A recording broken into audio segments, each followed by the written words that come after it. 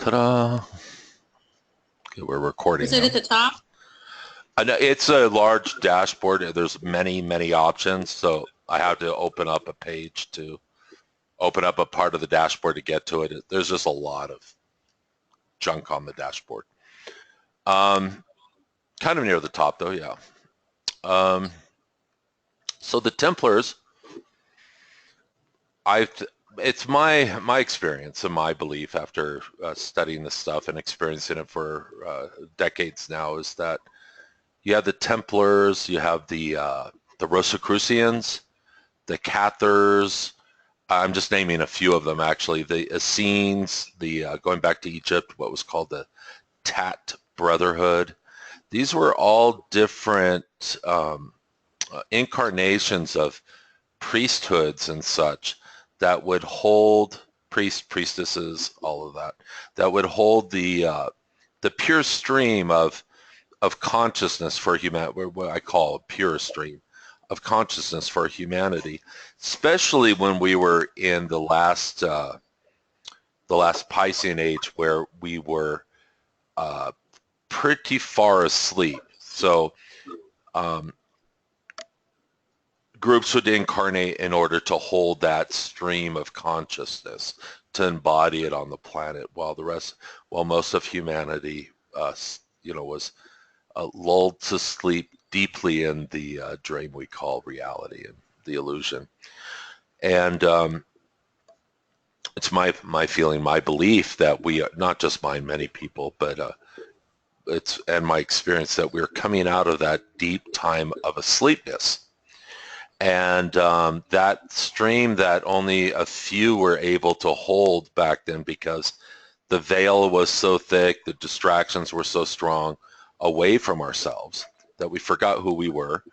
But that stream is now more and more available to the masses like never before. So that's also why I believe that things such as self-realization, our goals towards self-realization, enlightenment, are actually much more readily available to us than ever before. One of the distinctions I make between the Piscean age and the Aquarian age that we're stepping into is that, in the past we would search for God, we would search for spirit. We've forgotten that we were that. So the whole paradigm was based on this idea that God is outside of us. Literally all the systems that we've built in our world and our society are built on that premise that God is outside of us. And the financial system, all of it, our culture. And so what we're seeing is a huge shift right now, as many of you are noticing, I'm sure, in your lives and outside of your personal lives and into, the collective. There's this giant shift happening. And we are stepping back into the remembrance that we are the divine. So that's a very, very deep, fundamental, very, very powerful shift if you think about it. Going from a place of we've forgotten who we are, searching for ourselves, into a place of remembering who we are, the remembrance of who we really are. And realizing that we don't really have to search outside of ourselves for we had it all along. It's within us. It always was. But we're waking up to that now. So we're no longer searchers, we're finders. We're no longer have-nots, we are haves. So if you think about this in the most fundamental way in how you approach your practice, your spiritual practice, your life, your self-growth, whatever it might be, however you want to frame it. But it's a huge shift in our perception. So I invite you just to take that in for a moment. Just think about that we no longer need to search. Maybe we're already there. We're here, and it's just a matter of seeing it. That which we're seeking is already here and emerging from within.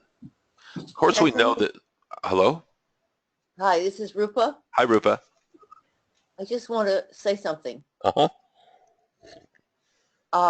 I've given up searching for Jaysha. I found her. She's on the webinar, but she's muted.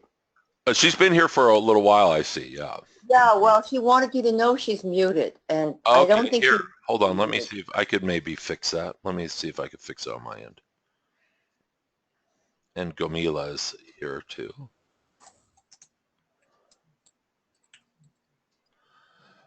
Judy, it looks like it's muted from your end. I cannot unmute it for whatever reason. Kenton, I can't see anything other than the thing that says October 13th webinar. Well, that's all you're Are supposed you to be seeing seeing. anything else? Well, that's what we're starting with. That's what you're supposed to be seeing. Oh, okay, All right, good. Judy, there you are. You can hear us now, Judy? Yeah, I did that before, but it didn't work. Okay. Okay. Well, it's working All now. right. And yeah, it's possible you were muted on this end too, but now you're not. So everybody's unmuted for the moment. And I think probably the piece I was sharing is probably not a brand new idea to everyone here, but if there's any comments on that, and I just think I woke up thinking about it's Friday the 13th. I've had a lot of a connection to the Templar, the Scene energy, and so it just seemed appropriate to talk about that a little bit. And my sense is probably everybody on this call has had some of that pure stream coming through them at different incarnations in the last stage, but to look and see where in yourself you might find the struggle still, or viewing yourself as something separate from source, God's source universe. So that's what we're going to that's what all this work is really kind of boils down to. Okay, so we're going to, any comments on that before we move on? This is interactive, everyone. Well, I think it's a wonderful, wonderful place to look at. It's very basic, fundamental. It's a great place to look. Yeah. And also, as you said, because we're all here to be part of that stream that shifts Absolutely. it, then what a great place to be focused. That's what, just want to say, I think that's great. Yeah, yeah. Yeah, it's what's coming through this morning. So I'm curious to hear, we're going to do a couple things today. We're going to do a little bit of the pineal gland follow-up. And my sense is I've been kind of tracking all of you and to an extent and working with the pineal gland in each and every one of you since we spoke off and on, sometimes more on than off, sometimes more off than on. And so we're going to continue to explore the pineal gland a little bit here, but also beyond this webinar. We're going to continue the work there. My sense is it needs more attention still. So I'd like to hear feedback from anyone or everyone, kind of short feedback about your experience with the pineal, if you've been paying attention to it, if you've been noticing anything. And this is also part of the whole conversation about remembering that we are God's source universe, that the pineal does bring back that resonance quite quickly. So any comments on any experiences to share?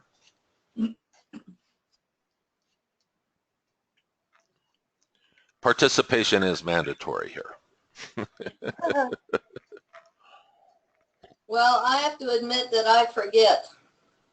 Okay, thank you, Sutria. I do too sometimes, yeah. Have you been taking the, is everybody here taking the oregano oil? Or Yes. people, yeah, okay. But I've forgotten a lot. Yeah, I forget sometimes too. No, I forgot about taking it at all. Oh, okay, who's this? Rupa, Rupa? Oh, okay, hi Rupa. I'll make a note of that. Yeah, I forgot about it too. and you know, it's a great antibacterial, antiviral, the I know. oregano oil. So it's good for a lot of different things. Yeah, it is. I went to my acupuncturist. He asked me to bring supplements I was taking.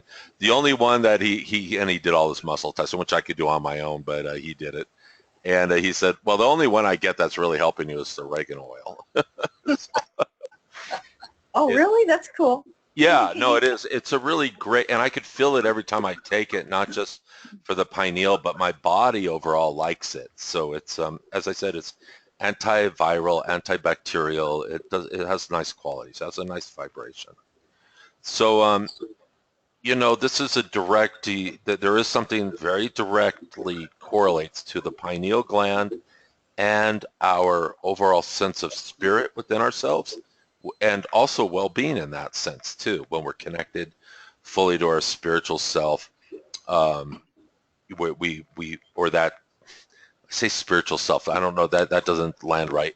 Our greater self, our whole self, our big self, our I am, which that helps facilitate that connection.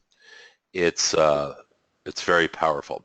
So anyhow, what I was going to say is we're going to talk about the pineal gland at the first half of or first third or whatever of this webinar, and then we're going to go into some of the what I'm calling the new work. I've been doing this work with each and every one of you already, but I'm going to kind of show you how a template that you can use as well, not a modality, but just a lens that you can put on periodically to look at yourself, to work on specific things that might be blocking you on your progression at any given moment, and how to work with each layer in each chakra so that you can get the results that you're looking for and move you more quickly to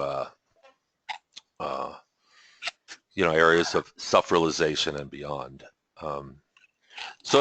First of all, any questions on the pineal or any feedback? Sutria, thank you. Anybody else? Is anybody else not taking the oregano oil? I bought it, Kenton, and I tried taking it, but it didn't agree too well with me. It burned Really? my throat. I got the capsules, but it still, it didn't work out so well for me. Okay, how long did you try to take it? Just once or twice? Or? Yeah, a few times, but the burning was so strong all through the esophagus and so Really? forth that, Hmm. yeah, it was just really strong. I don't know whether I got too strong of a version or what. Do you take... So anyway, I didn't get That's why I far with didn't. it.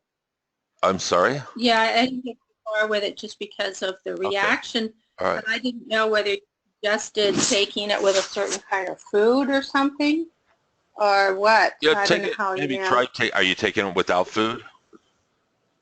Well, I left it in Pennsylvania, so I haven't even tried it. I was using all right. it there, and it just, All right. I left it back there So- because I had such a bad I reaction know on to it. the other webinar there was a whole list of different things you can take to support the pineal. I gravitate to the oregano oil myself, but you don't have to use that, but you might want to check that list again for that. I know that I sent out the link for the recording of it, so you might want to Right. check that again. Kenton, that's the reason I didn't even bother to get it, because when I used to take it before, it had the same response. I had those same Okay. response video. All right. So I just went, I'm not doing this. Okay. But, so that's why I didn't go get any. Okay. And that's fine. You don't have, by no means does anybody have to take it. It's just a recommendation. And there are other things on that list that you could take to help support. Or, if you just meditate a lot, it will, here we're going to the first slide. It will begin to also, the idea is mostly the meditation, and we're going to talk about that a little bit. I just love this picture with the Eye of Horus and the pineal and how the two are related. And look at the design. Isn't it incredible? It's incredibly similar. And the Egyptians, of course, there was the left eye and the right eye of Horus mystery schools in ancient Egypt, and one was the more intuitive and one was the more analytical, logical approach to consciousness, to building consciousness. But here it's depicted that the eye is also the same shape as the pineal, which they're also equating to, the third eye, as well as access and gateway to wisdom and knowledge and such. Now, let me ask this question. Has anybody been regularly meditating on the pineal? No. I've been doing it, but not regularly. Okay. I would say irregularly. Okay. All right. So, and you know, this is something that, fun. This is something that you can do once you start doing any meditation. And when I say meditation, I don't mean you have to be sitting down, you know, in a lotus position with your eyes closed. You can do this driving your car with your eyes open, preferably. But you can begin to see what I like is this, what I focus on when I'm working with the pineal more intensely, which I'll go in and out of it. Of course, I don't do it every day. But what I like is, you see how the pine cone has these little, the in-between places, the separations. Well, the pineal also has that, these little lines here. Almost in my view, when I'm looking at my pineal clairvoyantly and I'm being with it, they look like gills a little bit, kind of like fish gills. And what I'll do is I'll just kind of energetically go through with my mind, with my intention, and I'll kind of just fluff these up, if that makes sense. I'll just send a little gentle wave of energy and opening up the little spaces in between, kind of cleaning it out if it needs it, loving the whole thing, sending energy, seeing it lit up. I always use a very loving intention behind it. So I'm literally just loving the pineal. So if you can even start to do that, you can do it when you wake up for a few moments, or as I said, you could do it when you're driving your car, or you're cooking or whatever. You could do it, you know, the key is to just trying to get yourself to remember to do it a little bit on a regular basis. It does make a difference. What will happen is as this opens up, and maybe some of you are experiencing this, is you'll notice greater access to intuitive, clairvoyant, psychic type of abilities. For instance, if you're having more visions with greater colors and stuff, that very well could be of the improvement of the pineal. And maybe the pineal it's not so much that it needs healing, but just recognition. You know, these are parts of ourselves that we have in many ways trained ourselves away from. So what we're talking about really is training ourselves back to it. And just by bringing it into our awareness and loving it and seeing it as part of ourself is very powerful. Okay, I think maybe what I'll do is I'll separately, maybe I need to see if this sounds good to you guys. Would it be helpful if I recorded a meditation separate for the pineal and send it out to everyone? Yeah, that'd be Yeah. great. That's wonderful. Thank you. Okay. I'll do that. I'll do that in the next couple days. Let's see. Also, before we get off the subject, I notice myself at times spontaneously sun gazing at dawn when the sun is just rising, Aha, good. and directing that, of course, to the pineal gland or whatever, you know, connecting the two of them, Yeah. and also then it connects down to the other chakras, Yeah. especially the solar plexus or whatever. Interesting. you Well, call for the that. sun, yeah, the solar plexus. Yeah, because it's the sun, right? Yeah. And that's all. I wanted to know if you have anything to say about that, like whatever. It sounds Neutral, positive, negative, great. whatever. Very positive. You know, I do things like that myself often. Recently, I haven't been out in the dawn sun, but during the day, I will find myself doing a form of sun gazing as well and feeling it come down Really? down through the crown. When I sit outside, I try if I'm mindful at those moments, which is about half the time. You know, half the time we're busy. Pretty good. You know, this stuff. Yeah, but I'll open up the crown and allow the light of the sun to stream down into the crown yeah. and into the pineal. Yeah, Oh, that's a great idea. I like that a lot. yeah, yeah, and it's very I noticeable. love at noon. I love letting the sun come down, especially around noon. Yeah. Directly into the crown. I love that. Yeah, me too. Yeah, it's a for me it's a visceral feeling. It just opens me up, clears me out. It's really nice. Yeah. Okay. So, any other questions on the pineal? Anybody else? I take the pills and all, but I'm not really feeling anything. Okay, are you are you meditating on the pineal at all? You know. Not with regularity. Okay. So and what I'll do is I will make a pineal gland meditation recording. So it's just so you guys, it'll be maybe 10 minutes long or something, and you can listen to it at your own leisure and help tap into that, open up the crown, let the light in, whether it's just sunlight or cosmic light, prana light, and letting that into the pineal. It's very, very helpful. It's really important in this at this time, I think. So anyhow, so we're going to go into what we're going to do is we're going to continue with the pineal. I'll keep on working with each of you, distant. So I've usually once or twice a day. Recently, as we've been coming up on this, I've been doing it a little more often.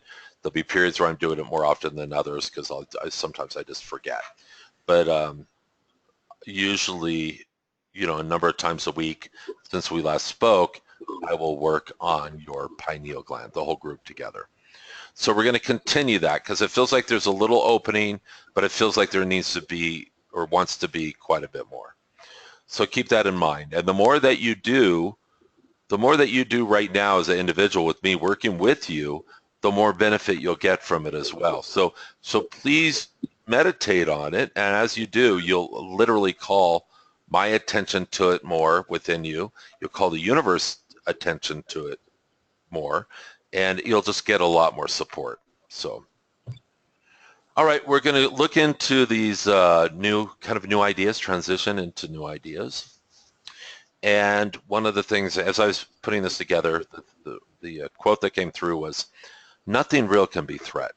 When we start stepping into new territory, it's always helpful for me to remember that if I'm feeling threatened about letting go of something or ideas that I've been hanging on to, that I've invested a lot of energy and time into, that if those are being threatened, they are not real ideas. They're not real things if they're feeling threatened. Because that which is truly real can never be threatened. And when you stand in that space of that which is truly real, you can feel that it cannot be threatened.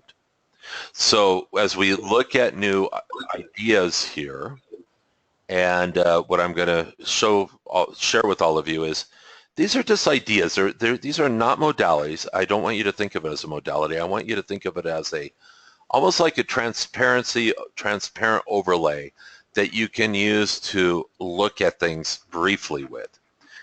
These are not lenses that I encourage you to use all the time. They're to be used as tools now and then when you're looking to get clear on something that may be in your way, something that may be blocking you. All right. So, some of you have heard me talk about this, some of you haven't. We have, and this is a very generalized map here, okay? We could call it a map. So once again, these are not written in stone, and they're meant to be flexible, but also give us an idea of where we are and what we're working on at any given moment. So I think with some of you or all of you, I don't remember, but we've talked about the chakras to an extent. The chakras, each one, if you take the even number of the chakras, the 2, 4, 6, those are what we call more feeling centers, and they're also what we call more states of the collective, of the we, okay? And what I'm referring to here as second stage. Now, we have the individualized person, which is the first stage, which is what I call I exist.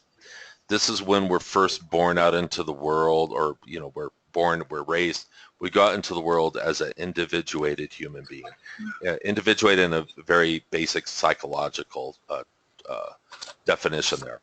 And in that individuation, we don't really think of God. We don't think of ourselves as God. If we think of God, we think of God as something outside of us. We don't think of it as being us really being part of it. A lot of separation there. When we reach for power in that state of being, in that level of consciousness, we reach for force. That's the only thing that's available really in that level of consciousness. We see ourselves versus the world. We see the world as outside stimuli coming at us that we react to, and hence use force often.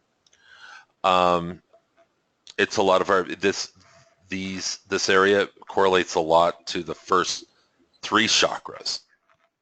The first, the second, or the numbers here are turned around. It should be the first is the base instead of the seventh. But the first three chakras down here for the most part constitute the first stage. So the second stage, which a lot of it, everybody on this call has been through this, and we all exist in all three stages simultaneously, by the way. But at any given time, our lens, our cosmic address, is usually firmly or semi-firmly placed in one of these stages, even though we exist in all three simultaneously. So the first stage is the I exist. Then we go into the we are. And you guys are very familiar with all this. All of us are. A perfect example would be political parties. We are liberals. We are Democrats. They're not. They suck. They're Republicans. So usually the we are is a very tribal based. It's the we, communal based thinking. We're willing to sacrifice aspects of the individual from the first stage in order to support and seek safety in the numbers of the tribe in the second stage. Okay, so in the second stage, we begin to reach for our power. We see our power in community and tribal, dynamics. We put the we over the I, and there's survival in numbers. There's group projects that take place in this. Group values begin to form. As a matter of fact, true spirituality begins in this stage, the we are. You begin to get little glimpses of what we call true spirituality. And this encompasses, for the most part, once again, this is not written in stone, but it encompasses the solar plexus, the heart, and the throat chakra. And the heart being the center of this stage, this is the we. The heart is the we. The solar plexus here is an I. If that, everybody get that? And then the fifth chakra is an I again. The throat chakra is an I again. Once again, these numbers are wrong. I need to fix that. And then we get into the third stage, the I am. And the third stage identifies with God, Source, Universe. That's GSU. Sees self as a creative agent, meaning that in your reality that you have some creative authorship over how your reality is being created at any given moment. Of course, at that point, you start to see yourself as part of God's Source Universe, okay? So you're seeing yourself working in conjunction with that. You start to reach for true power, and that is your power, your connection to Source. At this point, you start to see the futility in using force, and you see the true power in connecting to your power. Vertical's misspelled here. The vertical journey begins to take over. And this incorporates mostly these three chakras here, the fifth, sixth, and seventh. So, and once again, this is it's kind of a very basic, generalized roadmap, but what it does is it gives you the ability, here we're going to keep going here, to see where you are at any given moment. And each one of these different layers or phases, along with each chakra, has a particular code to unlock in order to move forward. And we're going to go into that a little bit here as well. And then we're going to kind of go through this and do this a little bit ourselves. So the first stage, we have, these are the first 3 chakras, by the way. These are the healing keys for the first 3 chakras. Creating and maintaining a healthy body, unconditional love for the self, that's the second chakra, which is a big key here. Unconditional love for the self. Ooh, go back. Unconditional love for the self and creating positive thought forms. These are ways to begin to really solidify and heal your, what we call the first stage of the lower self. We want that to be strong. You want it to be strong. You want that egoic self to be strong for the future work you're going to do. As opposed to you don't want a weak egoic self. You want actually a strong egoic self for strong spiritual work.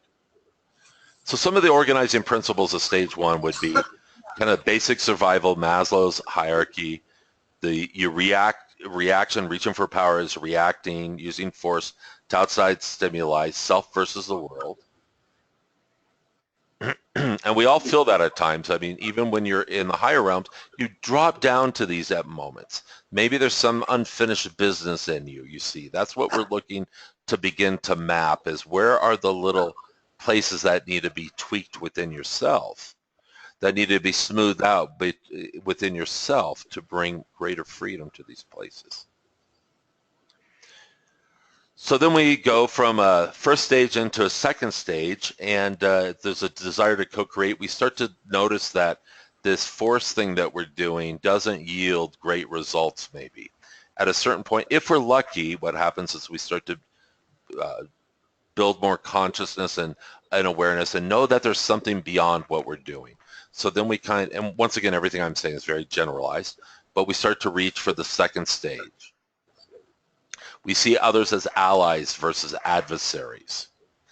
Survival of the many is more important than the survival of the one. We start to see that there's safety in numbers, that there's power in numbers. We come together as a community, as a tribe, and begin to create together.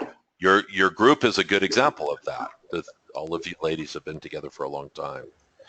As we begin to go through this, what I've noticed is our DNA within us begins to open and express itself in new ways.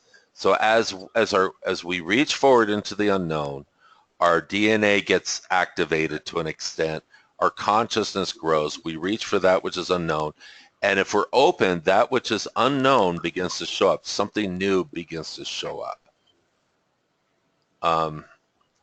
Rupa, we just had that experience just yesterday, I believe, in a session. We had set the intention a week ago or so about a new space showing up. And then yesterday in the space, we actually experienced it.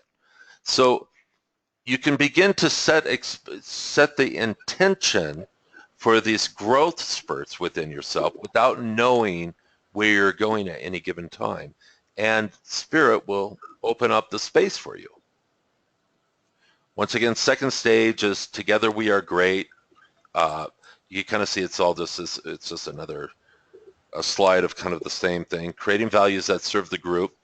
When we start getting into values, we're going to talk about this for a moment. And I've talked to Gomila, and I've done a lot of good work around this recently, I know, is so let's go into the example of liberals. Okay, everybody on the call I know is a liberal, and so we're all liberals. We have these values around it.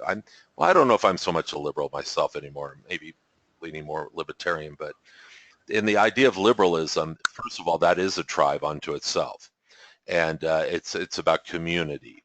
It's about taking care of others besides taking care of yourself. Now you look at the conservative movement, and that's kind of the opposite in many ways, that it's about this, it's more self-centered, it's more individualized, but it's also in the I exist. It's not in the I am realm of things, by the way. It's not in the higher I am realm. So the values that you create within your community are also the very things that keep you locked into that level. So your ideas about, for instance, the more polarized we get about, I'm a staunch liberal Democrat, Hillary should have been president, Trump sucks. The more that we get locked into that, the more it keeps us locked into that stage. Literally keeps us from evolving into the greater I am experience, which it transcends and includes all that came before. So the values that we ascribe to, that we call our own, are the very things that can also keep us divided within ourselves. It might look like it's outside of us, but divided within ourselves, and keeps us from ascending to the higher levels of what we're actually looking for. Okay. Any questions on that? Please question me on anything. Not a question, it's just, I like your comment, we are awesome, them not so much. I think that's something, Yeah, that's, the whole self sense of it. yeah. And within a group, you can produce a lot within a group. There's a lot that can happen. Companies, organizations work in this way often. You only can go so far as the group goes, though, as well. If the group isn't willing to really go far, well, then you can't go too far with that group. They're only capable of going as far as the group is willing to go, as the individuals in the group are willing to go. So what happens in this case often, and if you think about it, most of you are going to relate what I'm going to speak to next to particular personal experiences. And what that is when you're in the group experience and you're going, you know what, this group sucks. I'm not getting what I really need. And there's a judgment about it, and you start to push away from the group. What happens is, instead of going forward, evolving up into what we call the higher I am realm, what happens is you get kicked back into the lower realm and into the first stage, the I exist. And what happens with that is it's because the judgment that comes up. Now, the key to healing through this is through the heart and through the astral body. The astral body is at the same level as the heart in your energetic field. And it's about unconditional love for others and complete acceptance for what is. So the moment that you start getting tight around the group, you're doing yourself a disfavor, even if you believe what you're doing is correct. Now, if you're moving with the group and you outgrow the group, which is different than saying, to hell with this group because I'm not getting what I need, outgrowing it is a different. You love and appreciate the whole group, and then you begin, through that unconditional love and acceptance, you literally begin to move up in an upward fashion into the I am presence. So this key here alone is of incredible value. Does this make sense to people? Does it not make sense to people here? It makes sense. What is the key again? Is it, you mean unconditional love for all creation? What is the key? It's for the second state. Now, there's a lot of information I'm trying to share here all at once. So each chakra has its own key, but I've broken the stages up into sets of 3 chakras. So the healing key for the second stage is unconditional love and acceptance for all of humanity. Creating positive thought forms. So when you see something that you don't like, you begin to realize that you have the ability to create that thought differently. Okay? Yeah. So that thought isn't just automatically true because you're thinking it. So you start to see you have dominion through consciousness and conscious intelligence over your thoughts, which are two vastly different things. Of course, they can be in alignment, but often they're very different. So it's creating the positive thought forms, which is the healing for the solar plexus and the mental body, and then gaining a sense of truth and purpose, which is the 5th chakra and the 5th layer, what's called the 5th template within your field. So these are keys that begin to unlock things. What we're doing is we're taking multiple keys and multiple locks and turning them simultaneously. And then it Okay, begins, so, go ahead. go ahead. No, All right. go ahead. At some point, I'm interested in a discussion, which you would know where it would fit, if it fits anywhere Uh-huh. in this webinar.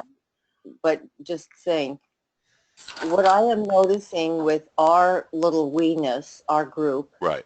our little weensy group, Mhm. is, and I'm not saying I'm the only one, just speaking for myself, Mhm.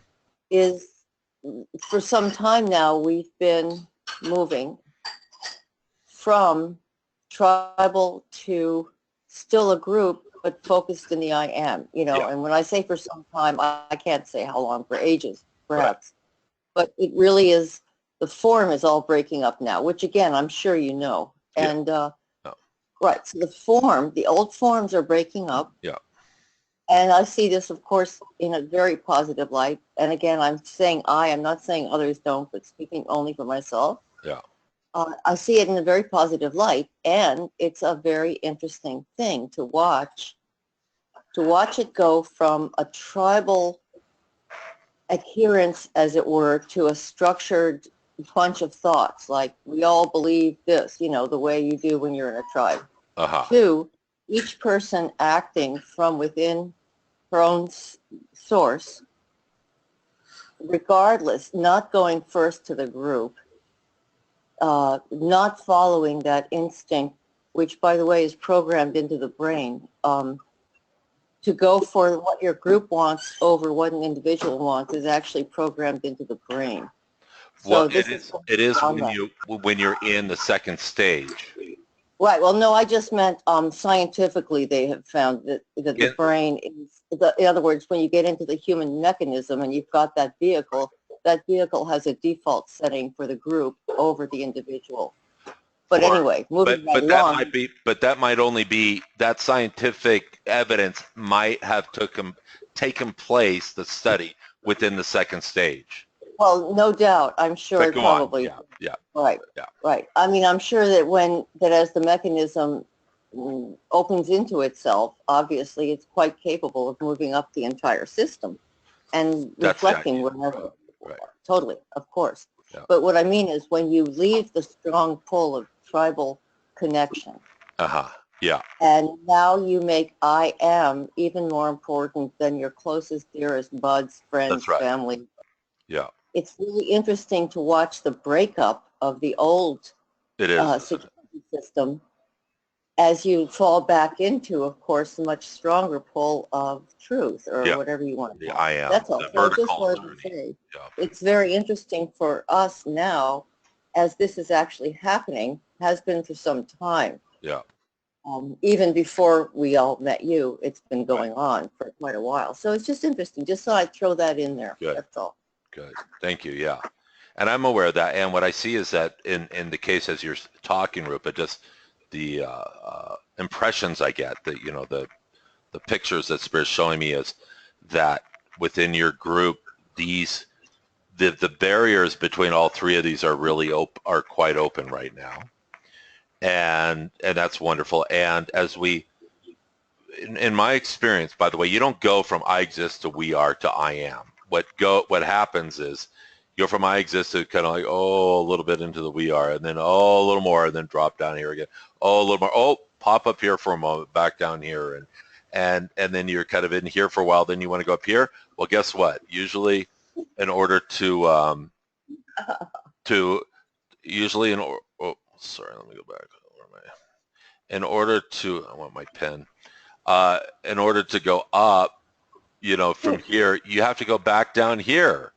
And You know why I'm laughing, right? Because of the foundation. As we were building this garage, that's right. Yeah. To go up, we had to go all the way down first. Yeah. It's just the basic principle. Yeah. I love it. Yeah. And and what I see, the cool thing about this that I'm sharing here is, and I mean, collectively and even individually, you ladies, some of you have a lot more time invested in spiritual pursuits than I do. So I'm not going to, but in my experience, and I've tried a lot of things like as well as all of you have here, is that so often we just we're reaching for the high. And I've seen it so many times, and I've done this myself. you're reaching, and you think you're getting something, and then, you know, the cycle comes around again, and you realize that you really haven't grown, maybe. Or I see it in other people as well, that you're doing the same thing, reaching, and what I found the key is you need to go down. You need to go down in order to go up. You only can go up as far as you go down in this case. So it's so you want to go up to into the I am, well, make sure all of this stuff is done down here, because this is all a reflection of this and then this as well. So, and it just kind of keeps circling or cycling like the spiral here over and over again. We pass through the same things with whispers of the past coming up from behind us as we move into new territory. So the key is to know if you're, let's say you're here in the here, I'll give you an example. Now, once again, none of this is written in stone, but here we are in the we are. We're in here. We're wanting to go up to the I am. So we're in these kind of, let's say, in the general vicinity of these chakras for the most part. And let's say that the fifth chakra here is about gaining a sense of truth and purpose. Well, what does that really mean? How do you tell somebody that? There's an analytical idea of what that is, but until you actually start to experience that, which I know everybody here on the call has experienced, you know, you guys have all done enough work to where you can feel that, this sense of truth and purpose for yourself. So let's say that that's somewhat developed, but let's say it's not as developed as it needs to be in order to really step up into here. Well, this could be because this chakra here, maybe there's something that correlates to the third chakra here, which is our ability to see ourselves empowered in the world. So maybe you have a sense of truth and purpose, but you don't know necessarily how to execute that into your life. So that would take place maybe down here in the solar plexus. Gomila, I'm thinking of you when I'm talking about this, by the way, right now, for whatever reason. So just for a little... Yeah, I've been thinking of it in terms of the party too, so this is very good. Good, yeah. Yeah, I've been thinking, did you have the party, or is it coming this Tomorrow. week? Tomorrow, okay. Tomorrow. Well, congratulations. I'm sure it's going to go great. And so, yeah, Gomila, exactly. That's right. As far as like activating it. So as we've talked about, you have this sense of truth and purpose, which comes from here, this higher level. But activating, put it into action requires us maybe to access back into go down into the third chakra. The key here is to begin to see all of this multidimensionally, everyone, so that you can, once again, this is not a modality to get stuck in. I don't want you to get over-absorbed into this analyzing of it, but the idea is to be able to put this, it's like put a template over yourself real quick, or a lens in which to look at yourself, so you could determine pretty quickly where you need to pay attention. And you send energy. So Gomila, in this moment, for instance, if I'm going to use you for a model, I hope that's okay, Gomila. I'm sure it is, huh? Totally. Okay, good. So so here, can you feel, what are you feeling in your solar plexus right now, Gomila? I can feel there's something not fully open, it feels. I guess I wouldn't call it totally blocked, but not fully open. What's your sense, Gomila?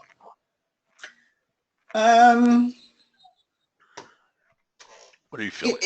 I don't know. Nothing unusual. Okay, look subtle. Look in the subtle energies.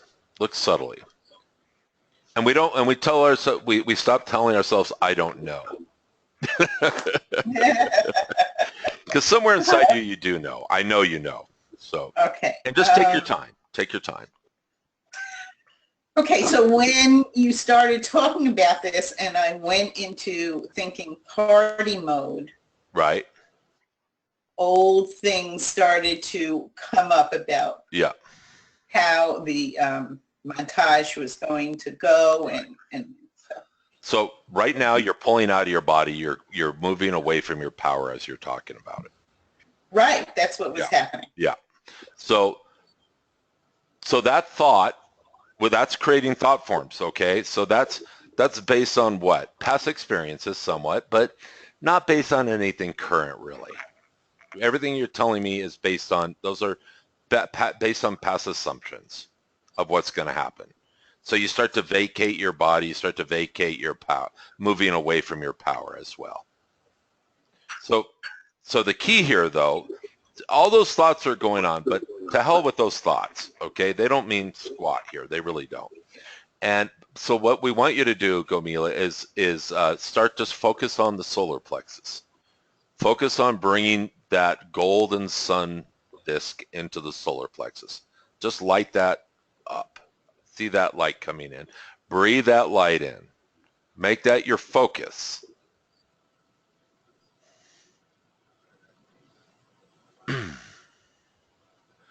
As you start to bring that in and just focusing on that, letting the other thoughts go, let the new thoughts that are based on you empowering yourself in this area, you'll find new thoughts come fairly quickly once you start to light up this area.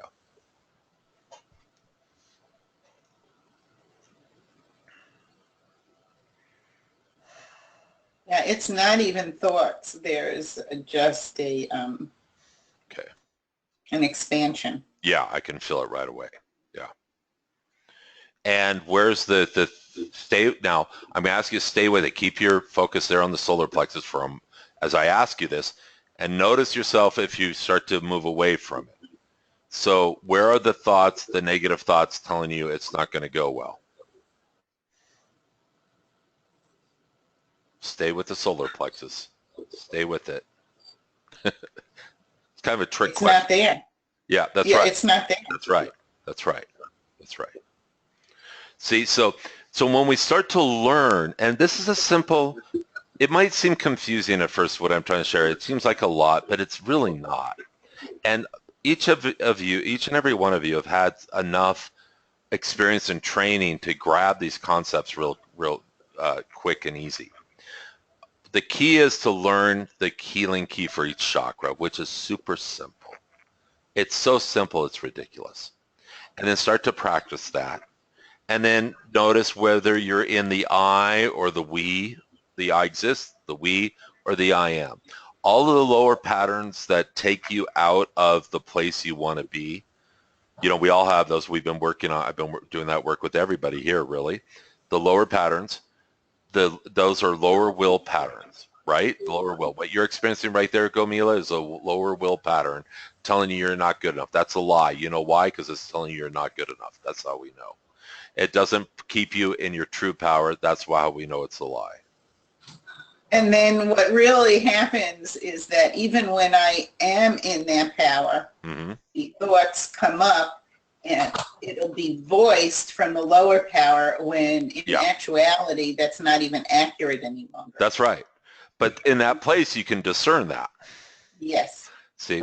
So it takes vigilance, what we're talking about. Each and every one of us, we have our little quirks, our little Achilles heels. All of us have those, at least one or two of them, right?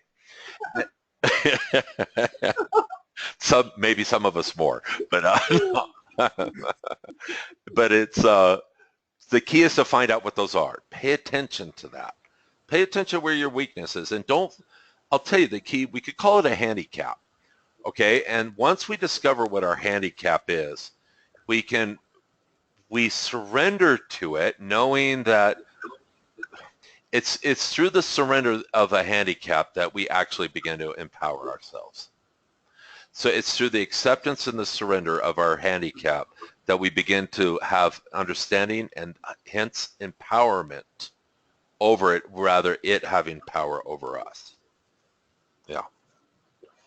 So, okay, let's do this one more time. Let me see if we, first of all, any questions, anybody? Please engage me on this. This is important. Yeah, I don't have a question about this, but I need to tell you that I'm kind of distracted because I'm going to have to leave in a few minutes, and I'm trying to get Harry ready and okay, and getting myself ready and everything. So I just want to let you know that this is awesome, and I am going to, much to my annoyance, going to have to leave in just a few minutes. Okay, Sutria, thank you for sharing that. Yeah, sorry to see you go. Go on the phone. Suits, you could go on the phone. I was also. going to ask how to do that. How would I do that? Because I'm not Shoot. driving. Somebody else is driving. How do you call into this? You know, I'm not sure. I never called in. You get that little box, and you go back to that little box you had Thank where you. you can use audio or computer, or Yeah. else just bring up the original program where that's- it's yeah. you want to use the phone. Just go right back to the original, and To- this to time the choose email. phone. Even. Yeah, to the email. The email. Yeah. Right. Go to the email link. I'm going to try to do that. Try it. Sign off here and go to the email link and start again, but go to phone. All right, I'm going to try to do that. So I either will join you by phone. Well, I'm Okay. going to stick around for a few minutes until Okay. the guy who's taking us gets here, and then I'll try to start over. Great. Can you hear me? This is Jasia. Can you hear me? I can, Judy, I can hear you. You're very low volume though. Okay, I can work on that. Okay. Uh, You were going to share something? I just wanted to say I just love that piece we just did. I love it. It feels like Good. really something great to work with. I love the idea that we all have our handicaps. Yeah. And that we speak Yeah. to it. It's so perfect. Yeah. I just love it. Yeah. Thank you. Oh, thank you. That is, Kenton, I wanted to ask you to repeat the sentence with the handicap, which I love, and also which, as I'm sure you know, is a basic tenet of all Buddhist work. That is one of their most basic principles, is that our worst handicaps are the key to our awakening and yes. liberation. Yeah. Right. Yeah. But I would love, if you know what that sentence is you said, I thought it was very beautifully put. You said It's when we discover our handicap. And I'll tell you, I learned this when I was studying with Barbara Brennan. And, you know, I don't know if probably all of you know Barbara Brennan. I was in the book Hands of Light and all of that. And, but she talks, it's part of that's where I got, to give her credit, that's where I got it from. But there's when we discover our handicap is something, our Achilles heel that seems like it's always working against us. It came up when I was talking to Gomila. So I have a sense, Gomila, some of what we're talking about there with you is probably what we call your soul handicap. You know, and everybody has one, maybe two, usually no more than two. And most of the time it's only one. And so Gomila, my guess is, and I'm only guessing, so I'm not going to write, this is not written in stone.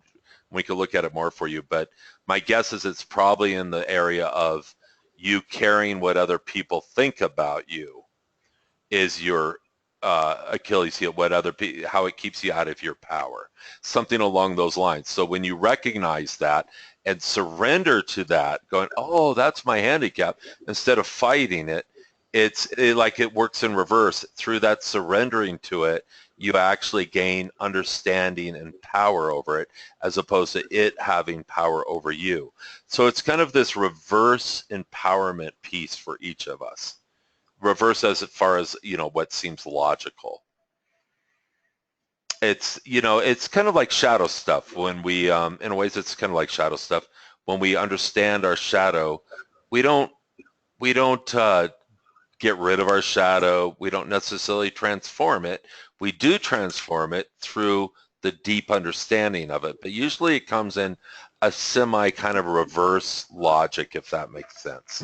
You know, it has a kind of a trickster spin to it, just like our handicap does a little bit. Like, for instance, I'll share one of my big things is one of the things I'm working on this lifetime. Here's a good example is power.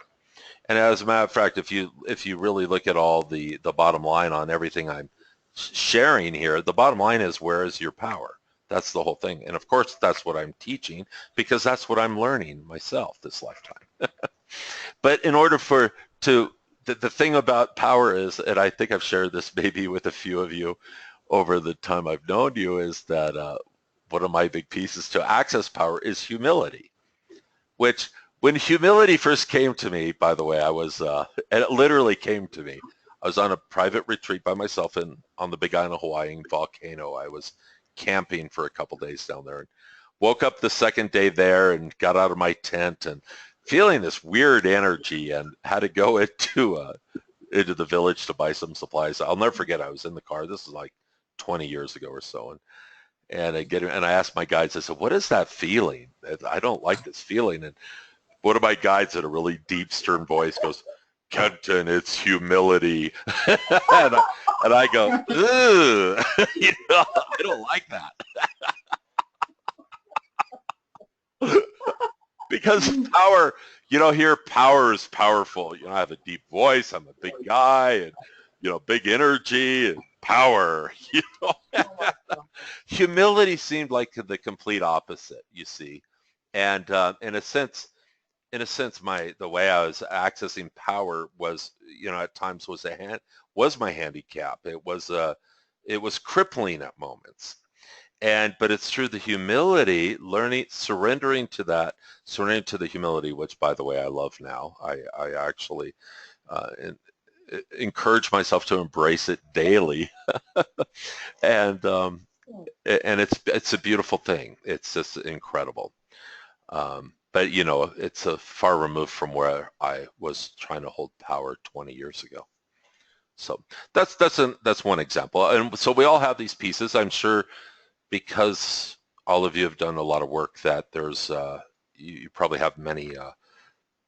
Hopefully, what I just shared triggered some things within each of you that might give you a sense of where you're. Oh, Kenton, trust me, we all know what ours are in each other and ourselves. Yeah. Yeah, at least in each other, right? Yeah, no. Yeah, each other is joking. Clear. Anyhow, okay, so let's get back to this. So, for instance, now each chakra has its own healing key. The first chakra is healthy body through exercise. The second chakra is connected to the emotional self. So I'm talking about the bodies that are connected to the chakras right now. So the emotional self connected to the second chakra, the emotional body, and that the healing key for that is unconditional love for self.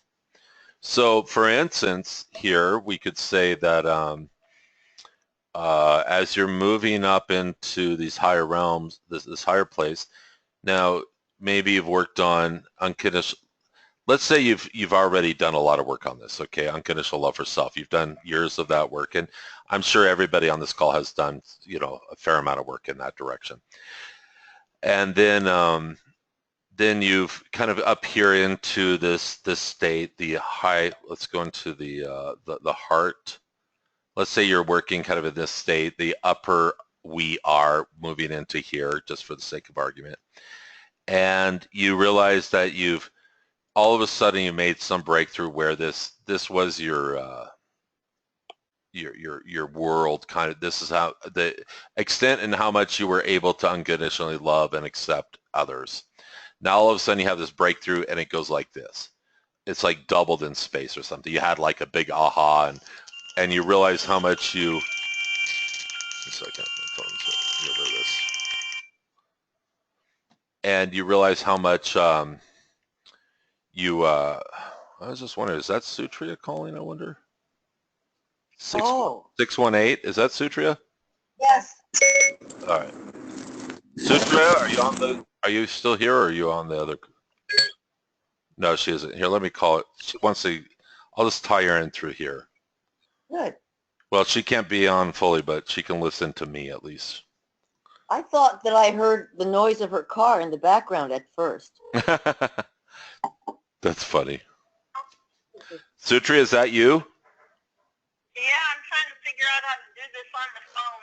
Okay, so unfortunately, I'm speaking through the computer, or else I'd just tie you into my phone.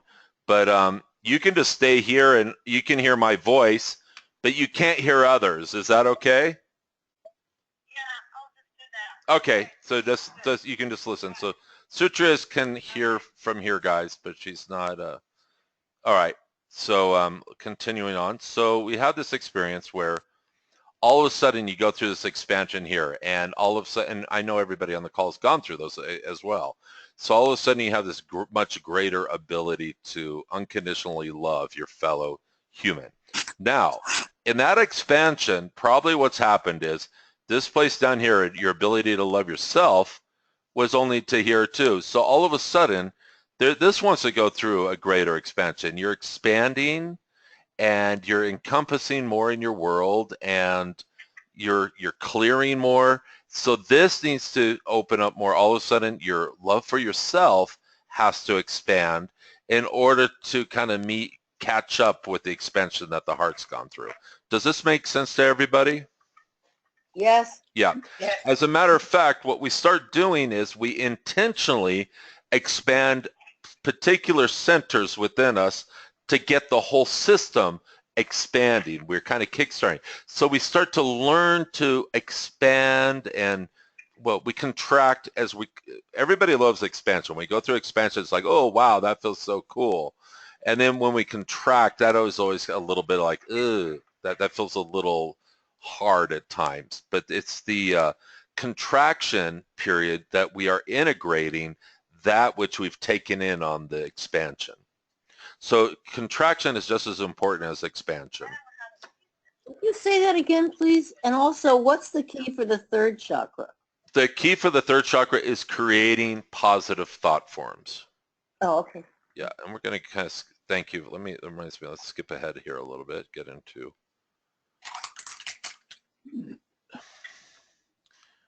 So we're going to look at, what I thought we would do is kind of look a little bit at this stuff, and I'll just take you guys through, and we can stay on for another 20, 40 minutes even, depending on I don't know what people's schedules are, but we can go a little while here.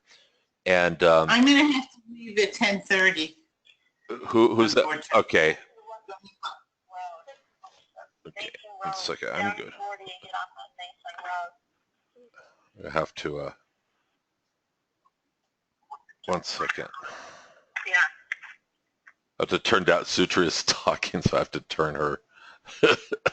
Oh, no. Mute Okay. that girl, mute her. Yeah, well, I had mute, but I can't mute her, so, oh, wait. There, okay. So, so let's see, where were we? Somebody was asking something. Third chakra. Third chakra. You told us the key. Oh, the about the key third for the third chakra, right, is creating, for the mental body, that is creating positive thought forms. The mental body connects to the third chakra. It's the third layer in our field, the mental body. So, I think Sutri just hung up. Oh, well. I'm trying to manage too many things here. So it's third chakra. The third and the fifth are strong will centers, by the way. So the third chakra and the fifth chakra. And it's a will center. It controls our metabolism quite a bit, a lot of our metabolism. I put joy and pancreas there because the pancreas and blood sugar issues have to do with lack of joy. So if you, I have some blood sugar issues, so what I work with my pancreas and joy and the energy of joy often. So to bring that in more fully. Sense of self-empowerment projected into the world. And some of you heard me use the example. Tony Robbins is a great example of somebody who has a very well-developed third chakra. Sense of self as well. Archetypes.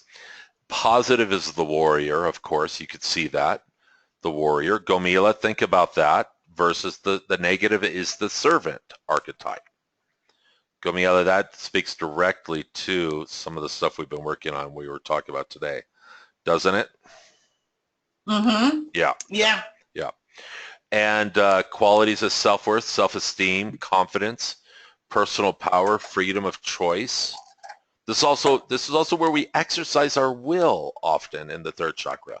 You know, lower will, higher will, freedom of choice, all of that is in here.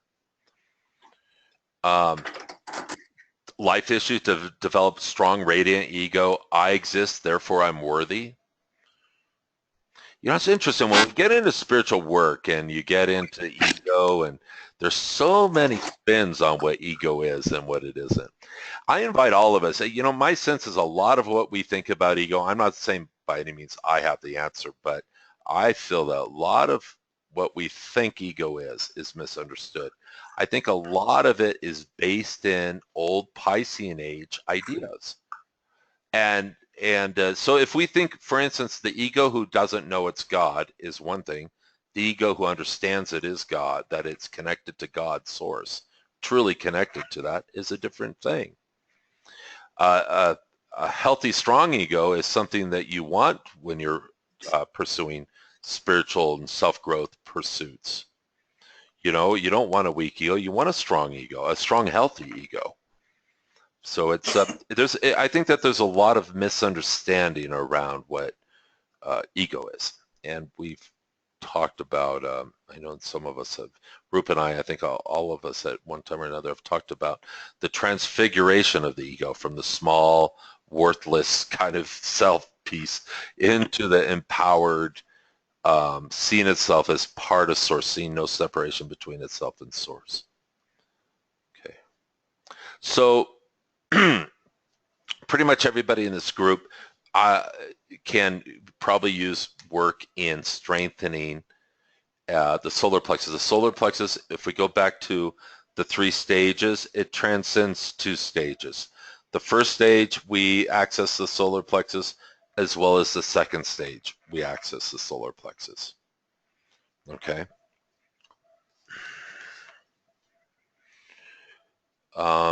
Any questions on this so far? Let's see. I'm trying to keep it.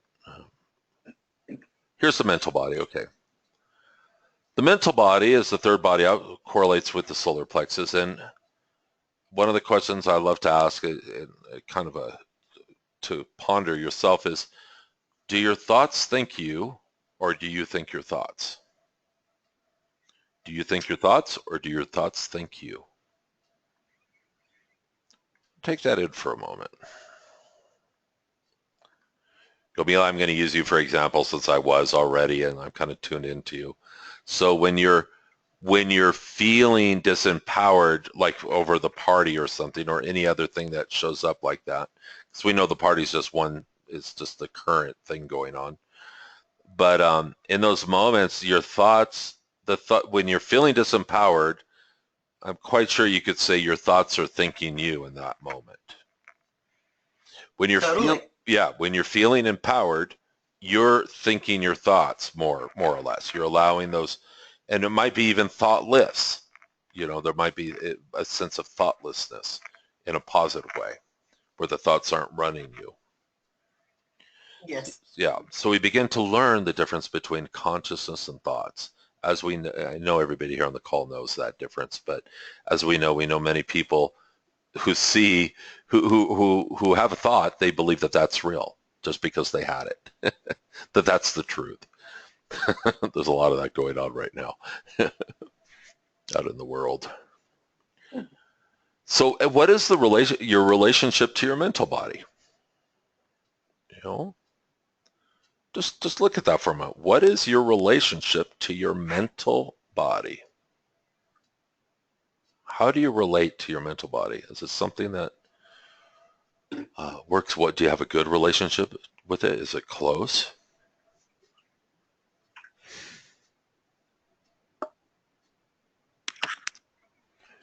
Do you have is it too close? Is it overbearing, your relationship with your mental body, stronger than your emotional body or your astral body or any other aspect?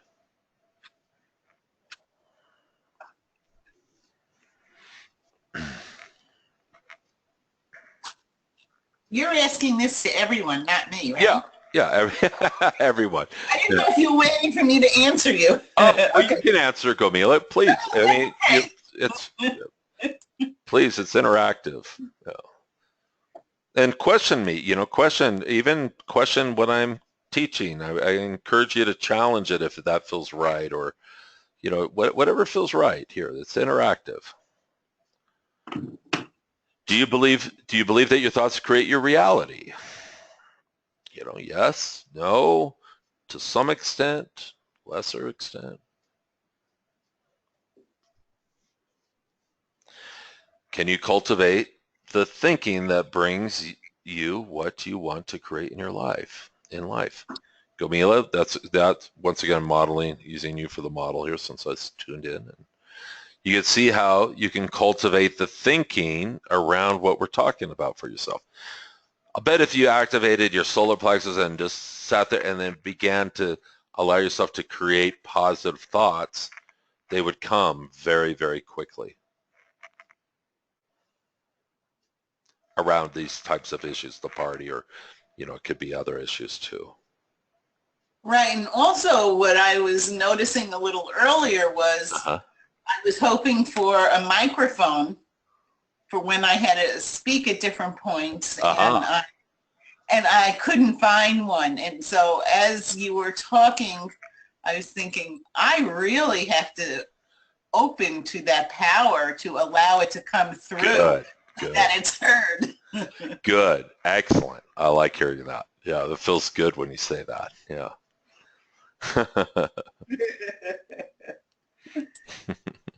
Kenton, I don't know, you want us to talk back at you, or are these questions for us to contemplate as we go?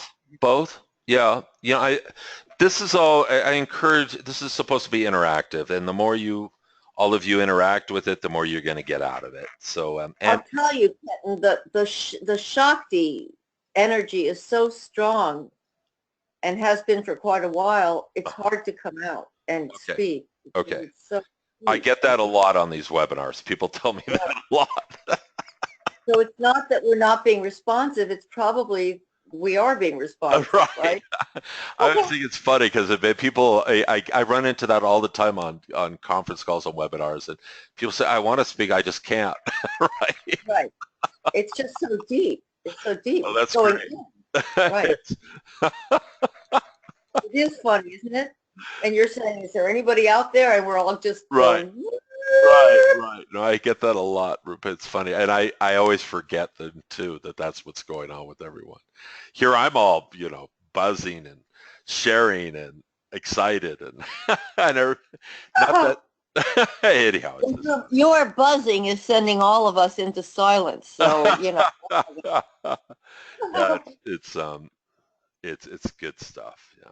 It's our collective buzzing, but here I can, now that I'm talking, I can say one thing about that I'm noticing as I'm looking at your questions, and that is a place where I'm getting stuck these days is with the mental body. Yeah. And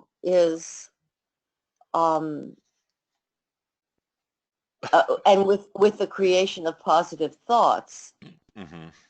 And we don't have to do me very much here, so I'll just say this, but we don't have to. No. Right. Okay. And that is that people say to me on a regular basis, how are you? Right. And I end up tripping myself up on that one because all of the physical symptoms, etc., you know, usually suck to some degree or another, but they almost always are pretty bad in some way. Right. So the part that wants to speak the truth wants to say, you know, and especially the ego part of it that wants to feel sorry for itself, wants to give a whole report on this sucks in that way, this sucks in that way, etc. Yeah. But the one that wants to create positive thoughts and bring forth the reality I want, and that lives in the place where it's beautiful regardless, wants to say that. Yeah. And they're all the mental body because they're all thoughts. Mm-hmm. And if I only say the positive, then I get this thing that says you're not telling the truth. Yeah. But if I only say the negative, then I'm creating more of the negative. So again, we don't need to spend a lot of time on me, but I'm looking at the relationship of me and my thoughts, and that's a place I still have work to do. That's all. But we don't need to do my work now. I don't want to take up the time. No, yeah, it's fine. It's interesting. There is that right there. As you're talking about it, what I also get is let me go forward real quick here. Hold on. Go forward.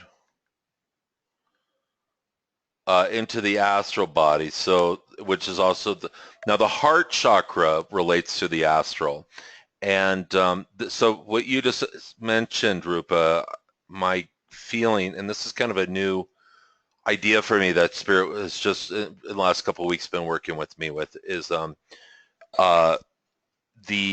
astral, and the astral layers are astral body, astral layers, the fourth layer in our field, and it correlates to the heart. So the heart is the bridge chakra in many ways, as probably all of you know, from between the lower chakras, which mainly support physical life, and the higher chakras, which we call our spiritual life chakras, spiritual chakras.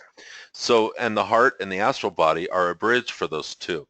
So there's something about Rupa, what I just got the hit on was the bridge of the heart for you and the astral, how that bridges, how your relationship to the bridge that connects the upper and the lower.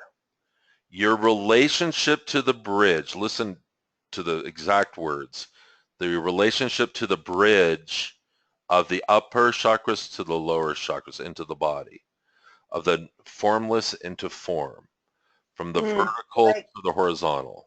Yeah. Yeah. Something right in that realm there, which is what we've been working on the last couple of days and last couple sessions with you, is right in that area, isn't it? You can feel that. So when you said that about the thought forms, and I can relate to that, you know, oh, I'm feeling really good inside, but I got this other thing going on. You know, I've even in the last couple of years, I've noticed I can feel, and this sounds bizarre, I can feel really great and still sense depression too. Totally. Yeah, Yes. yeah, Yes. yeah. I can feel really great and go, oh, there's some depression there. Isn't that interesting? But I feel really good.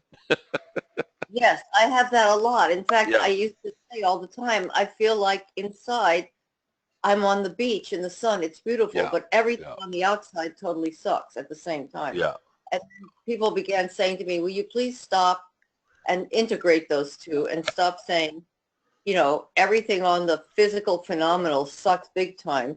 But right, inside, it's like I'm on the beach in the sun. It's a yeah, beautiful day at the beach. yeah.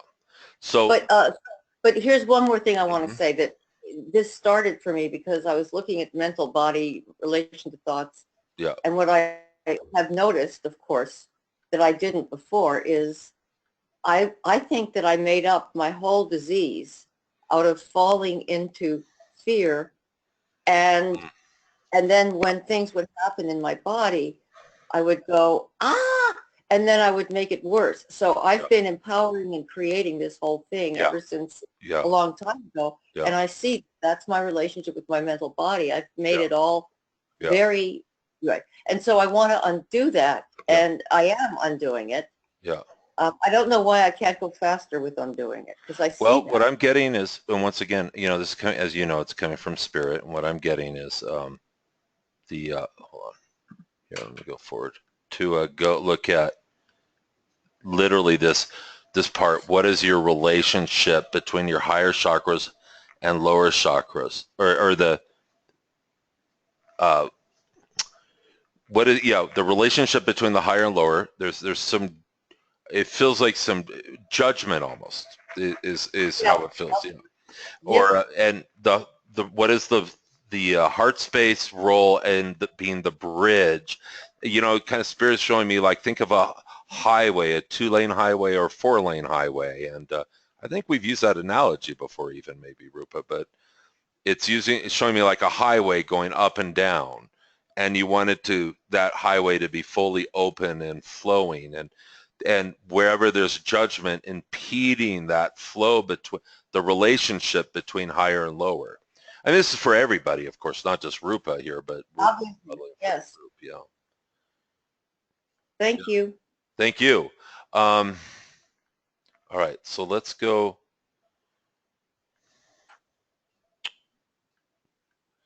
Let's see. So mental body. Anybody else on this? Anybody else on the mental body? So this correlates to the third chakra, which is also, you know, we can talk a lot about the chakra stuff too, but because of time, we're not going to do that right now. We'll do another call soon with all of this focused mainly just on this material and going over it a few more times. Will really begin to sink in. So, and it's so powerful.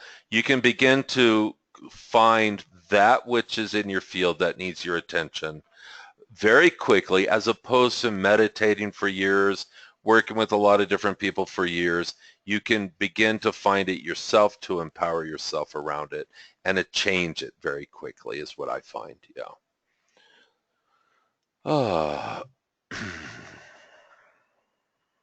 The fourth chakra, heart. So we'll just kind of, I want everybody to just feel in, let yourself get some healing right now. As a group here, there's a lot to be, there's a lot of power here. So ability to give, receive, and experience love, the heart chakra. Qualities, unity, sisterhood, brotherhood, love, peace, innocence, purity. The archetypes, the positive is the lover. The negative is the actor, actress. That makes sense, doesn't it? You know? The life issue is to let love be the center of your life. Archangel associated is Raphael, the archangel of divine healing. Thymus gland, joy creates healthy thymus and healthy heart, helps balance immune system. So let's just tune into the thymus gland for everybody. I believe there's two aspects right up there in the upper chest of the thymus gland, if I remember correctly.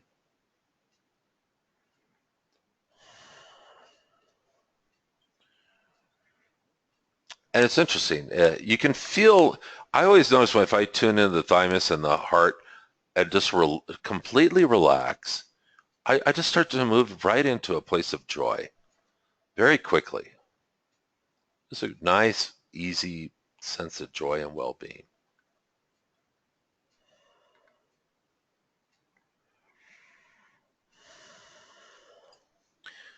Now the heart and the which connects to the astral, the healing key for this layer, besides healing the heart, if there's any other heart stuff to heal, which we all have usually some of that, the heart chakra is separate from the heart space. The heart space relates more to the astral body.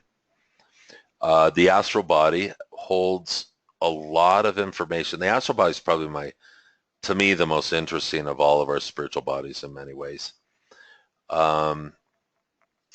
It holds a lot of our past lives, records past lives, childhood events, significant events of this lifetime that maybe if we've experienced trauma especially, or wounds and hurts that will be locked into the astral.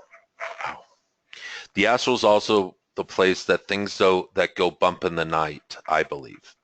You know, the monster under the bed when you're a kid or in the closet. I think a lot of the wars on the planet, a lot of the wars and conflicts on the planet have been started because of misunderstanding of the astral.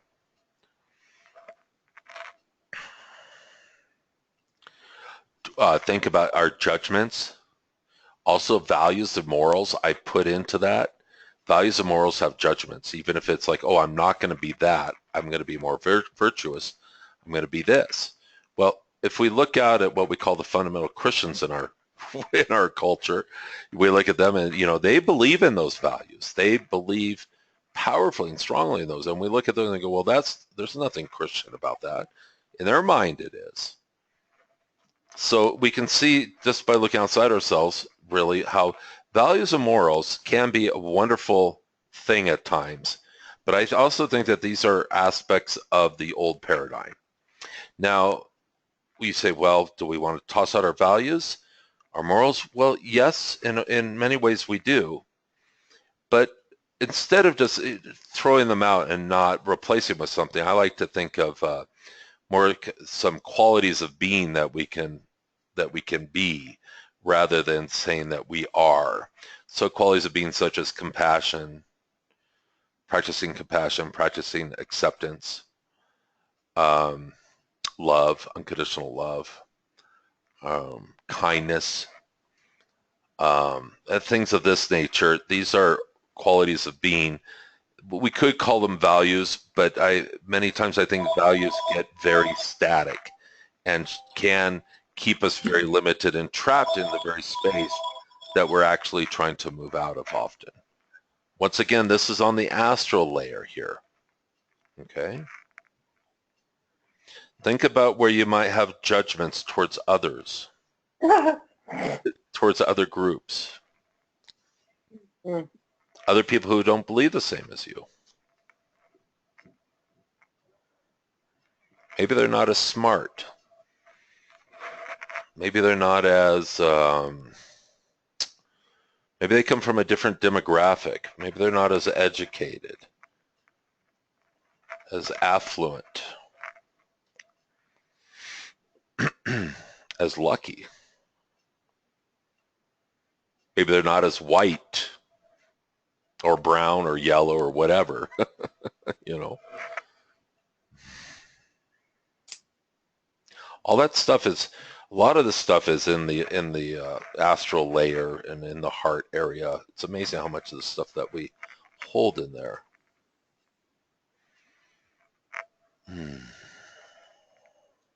So I'm going to come back to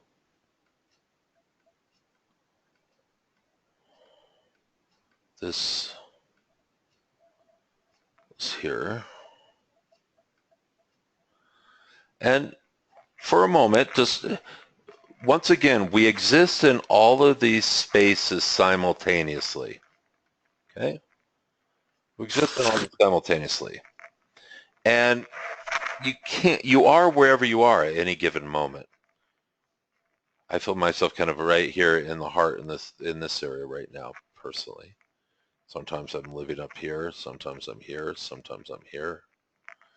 But just kind of see where do you think you are right now, or where do you feel you are? Where do you feel like you land? Where's your point of reference right now? Which part of you, which chakra, for instance, do you think you're settled in the most at the moment, seeing the world through at this moment?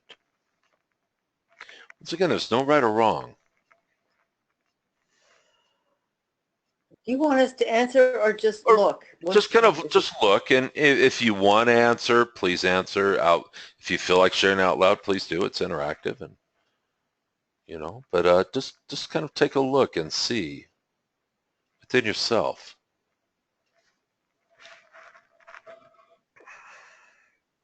And as you're doing that, just gently call in your higher self, your essence, the part of you that's eternal.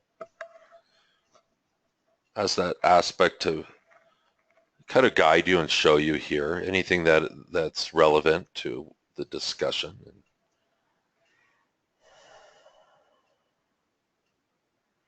Maybe you'll understand something new about yourself.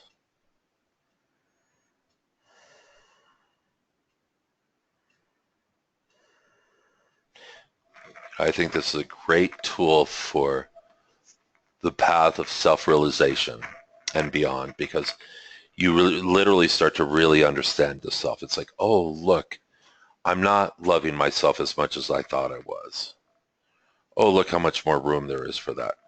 Oh my God, I didn't realize I was judging those people, that group, so severely. Or, oh my God, I realize where I feel so disempowered in particular situations. I'm not owning my own personal power there.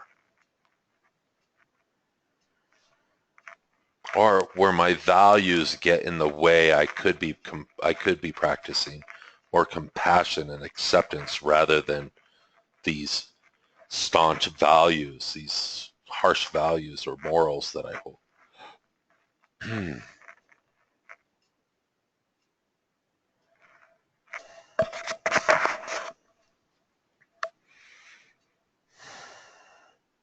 then just see where you are and you kind of feel where you're going. Feel the direction that the movement towards your evolution. Where is it that where's the next place to move for evolution within yourself? Maybe it's down in the lower chakras, maybe it's in the higher, maybe it's in the heart, solar plexus, first, second. Kind of notice whatever shows up. We're very multidimensional. We have many energies going on simultaneously. We'll have energies in multiple chakras wanting to evolve and move simultaneously. We'll have energies in different layers of our field wanting to move. As a matter of fact, when we start to expand our consciousness, our awareness around this, we start to see kind of in a very I think of a 3D or like three-dimensional chess. So you'll see a chakra and a layer of your field and a will center all light up at the same time. and you'll start to see the dynamic in how energies interface with your field, things you hold in your field. It's quite amazing. And then that's really empowering when you start to see different layers simultaneously, different chakras simultaneously. You start to get a greater sense of the self, because we are very multidimensional. We have all these layers going on simultaneously.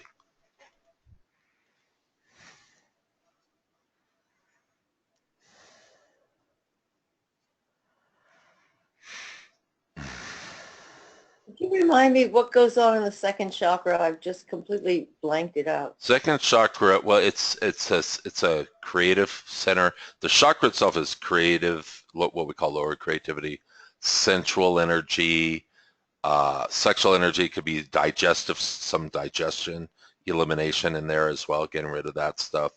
And it connects to the emotional body, which is the healing key of self-love. Fine. Yeah. Oh. A lot of creative energy in the second chakra.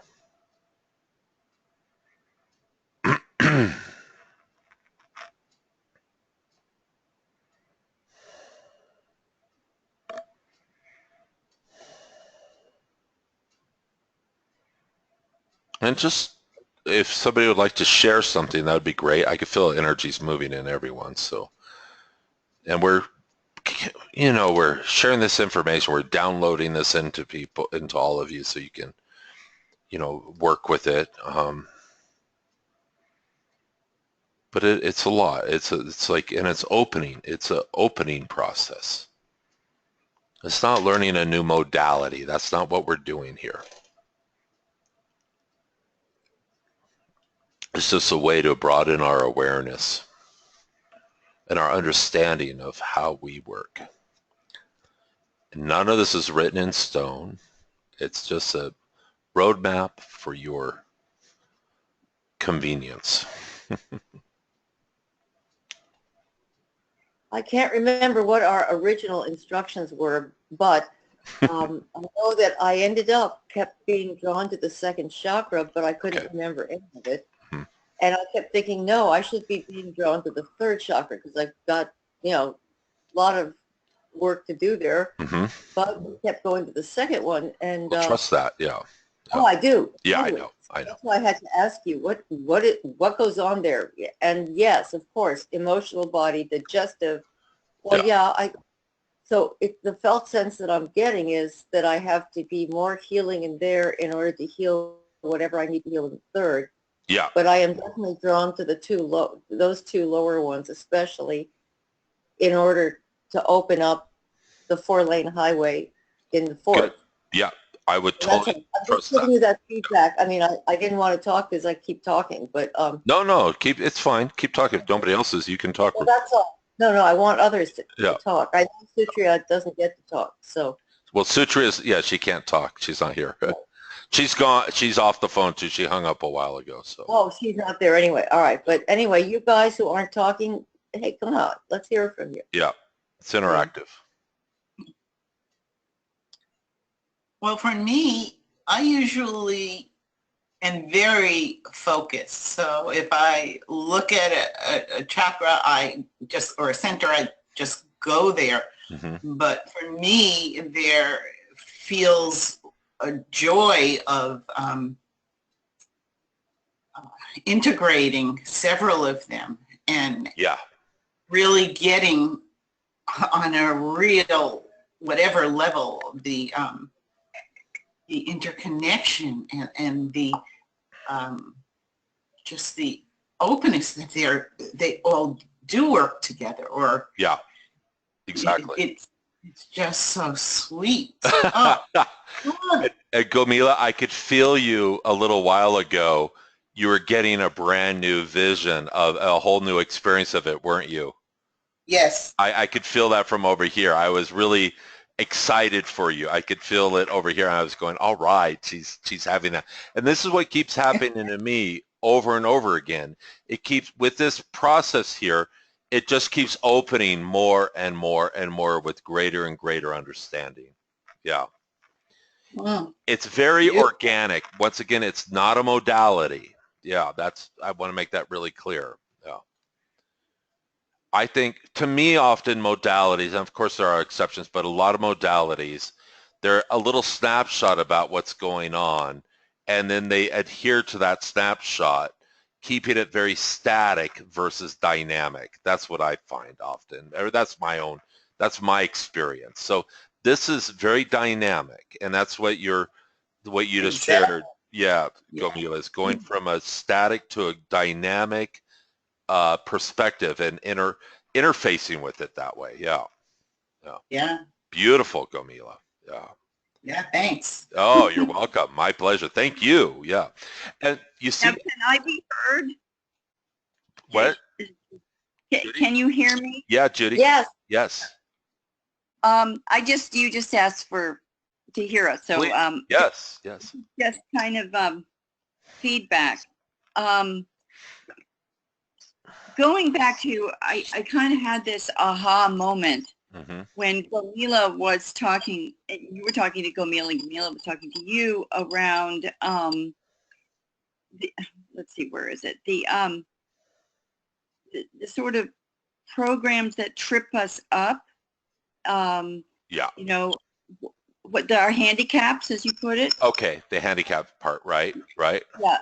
And that just like a sunburst in my head. Good. And I love it. so, and then do you think your thoughts, or do your thoughts think you? Yeah. That is really helpful to me. You know, I can just go there, and there's that swinging door. And so, as Gomila was talking about her handicap, I was wondering I was trying to locate what mine was. And I came up with a bunch of ones. I'm not sure which is the fundamental one, but I can't do it. I'm not good enough. I'm not enough. And then a need for approval, even something that makes me feel I should be great, but I'm not. And then everything that goes with that, it's envy, and I want what he has, kind of thing. Anyway, wait a minute, where was I going with this? So I haven't really narrowed that down to one statement, but I'd look at, but I would look at where you reach for your power and you don't get it, probably. And exactly. Yes, that's what it's. That's the disempowerment piece. Yeah. So relating to them, because, and maybe this is universal, but I'll just state it about me. Yeah. And I see it everywhere, but especially when it comes to writing.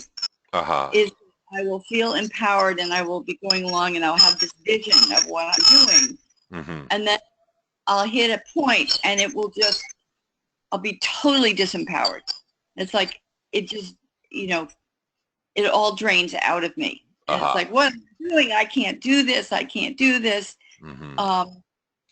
Anyway, so it's really powerful for me to look at that mechanism, and I see that it's lifelong. This is something I have done all my life. I mean, maybe it's just something that humans do, but anyway, I get that. I don't know if I have a question there. I just wanted to. Yeah, as you were talking, even before you started sharing where you thought it could be, I was picking up kind of I was getting something kind of in the same lines of what you were headed towards. And what comes to mind is what, the work we do, as I said, it's like I always work in pictures, and the picture is where you split off at the young age and started pursuing the intellectual, the more intellect, and now bringing those two together. But it's about it.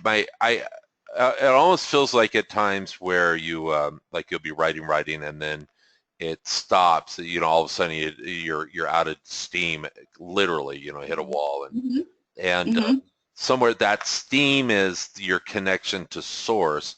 The intellect is hijacked at that point, I think. that somewhat hijack. So there's something about bringing, but it's not getting rid of the intellect by any means. It's about balancing the two somehow, and seeing that there's something about that. The picture and the feeling I keep getting as we're talking right now is bringing those two together, and not seeing one as, not letting one run the show over the other necessarily, especially the intellect, because that runs you into dead ends. When it's just pure intellect, runs you in a dead end and runs out of inspiration, steam, self-esteem, all of that, power. Yeah, so there's something about marrying the two, I think. You can't write fiction that way. You just can't. Or it'll be dead. So Right. And it actually is getting in touch with the emotional body. I mean, that actually happens to me. I can feel it as it's going on. Well, there you go. Trust that feel. Once again, what I find is with this model is once you start kind of conceptually understanding it, you can go pretty quickly and go, oh, what I noticed is when I started working with this, a lot of stuff got triggered really fast. And then, which was cool, but it got triggered so fast, all of a sudden I'd move some stuff like dominoes fall, and then you'd be sitting with a bunch of stuff right in front of you, go, oh shit, what do I do with this now? And, but then this model, you refer back to it and it shows you exactly what to do with it. So the key is to follow the centers, really. That's in a very simplified, that's the first step here, is like you're doing, Judy, like Rupa's doing, and it's only a few of us on the call. It's Judy, Gomila, and Rupa, and Kenton. That's it. So can you kind of break it down? Wait. Did Vidya fall off? Yeah, she's not been on for a little while now. Okay. So Kenton, can you break it down? What happens? In my case, it's, I guess in all of our cases, it's I'm going along, and I'm there's an energy that's holding me. There's a force that's holding me, and then I hit this spot where I'm completely disempowered. Okay. Usually, when that happens, that's a lower self pattern coming in, hijacking. Very good question, by the way. This is a great thing to ask, and I have a great answer for it. So you get hijacked by the lower self, and you feel completely disempowered, hit the wall, hit the ground, blah blah blah. And so what happens it's a lower will. The key is around lower will here. So there's a lower will aspect that's hijacking. The lower will does not see itself connected to source at all. Yeah. Yes. So in those moments, you don't see yourself connected to source at all. So yeah, and that's why you're disempowered feeling. That's it. It's that simple, really. It's not like so what you want to do is find the there's a couple ways to approach it. But the most powerful direct approach is finding where the lower will is located in one of the will chakras, which is probably, in general, we have the third chakra, which is a will center, and the fifth chakra. Those are the basic, true, strong will centers. But then we also have all the chakras along the back. The back aspects are generally will centers. And the front are all feeling centers. So what you do is you track, my sense, Judy, is it's in your sacral chakra, in the back of the second chakra, that this energy kicks in. So follow me right now. So I want you to just close your eyes, call on your higher self, call on your higher will, your I am presence will, your God source universe connection will and wisdom. And I want you to imagine that moment when you get knocked down like that. My sense is it's in your lower, it's in the sacral. I'm feeling it there. Yeah. It's below the belly button. Yeah. Okay. Yeah. That's the feeling center in the front. That's the sacral center, which is above the pelvic bone, below the navel. And in the back, it's the lower, directly in the back from that point in the lower back there. The back is the will center part. So what we want to do is, there's probably a feeling associated to it. There's usually a feeling, a thought, Actually, and a will. feeling that I'm feeling is in the third chakra, or it's like around where the navel is where I'm feeling it. I don't know if Okay, that's my sense it's in the second chakra. second. So, Yeah. but the navel, and that's the navel area, second chakra. Third chakra is solar plexus, which is quite a ways above that. So, Okay. but it's my feeling is that it's in the sacral. So, but it could be in the third a little bit too. It could be located in different places too, more than one. But we'll start with the sacral. So, imagine higher divine will, literally coming in through the lower chakra, the sacral chakra. So, for instance, when we literally get on our hands and knees and prostrate ourselves in prayer, what we're doing is we're offering those will chakras up, literally offering them up to the divine. That's what the prayer on hands and knees praying is about. Not my will, but thy will. Right? Not my will, but thy will. Exactly, yeah. And in this case, though, we say thy will, but in this case, what we're coming from an I am perspective, which is still thy will, but at this point, you're kind of merged with thy will. So as thy will is also my higher will. It's the same thing, really, is how I see it. But if you want to say thy will, that's fine too. And I use that thy will all the time. I use that phrase as well. But just I'm pointing out the difference at the I am, when you're calling on your higher self, your I am presence, this part of you knows that its will is one with the divine.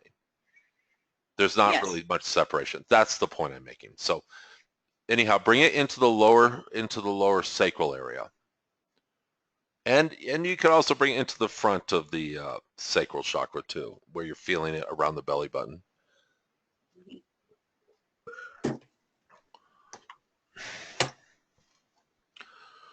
I can notice the feeling there is of despair, isn't it? Kind of when you hit that spot.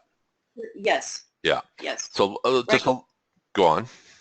I'm saying now it's being mitigated by the golden light that's coming in. Good. Yes, it's despair when it's operating. Yeah, I can feel it. Yeah. So the key is to allow that to come in. And now the key is to sometimes it'll take a couple times to break the pattern. Sometimes you could do it in one time. Sometimes it'll take a few times, 2 or 3 times of doing this exercise to break the pattern. And when it breaks, what will happen is it doesn't necessarily go away, but all of a sudden you'll notice you have awareness over it when it starts happening. And it's in that awareness, because if you notice when it happens, we get hijacked in these places and we lose awareness. Yes. We all go unconscious in these lower pattern things. So we're bringing awareness to it. We're just breathing the divine will, the higher will, thy will into that area. And then when it happens again, do it again. Or if you can catch it before it's happening, when you know it's going to happen, bring the divine will in. Once again, it'll take 2 or 3 times, usually depending on how deeply asleep we are in the pattern, of doing it when you're not in the pattern, how we're doing right now. And then you go about your business. And when it kicks in, you start to notice, well, what will happen next time is you'll have more awareness around it. And you do it again, you'll have more awareness around it. And then 1 or 2, 3 more times, it won't have power over you anymore. And you'll say it'll shift. It usually is not all of a sudden abrupt shift. It's kind of an incremental, gradual, but very noticeable, none the same. And it begins to dissolve the pattern very quickly. Very quickly. Yeah. As opposed to struggling with it for years, you do it a couple times, a couple hours could be all it takes to change it. That's pretty substantial. Can you suggest an affirmation or mantra around it? Like I was thinking, not my will, but thy will. That works pretty well for me. Okay. Well, I think whatever I would encourage you to do here to empower yourself would be call on your divine wisdom right now to ask for that. I'll hold space for you while you do that. Just kind of take a moment and just tune in and hear what the divine has to say to you. You're good at hearing things. Voices. The voices. You hear voices.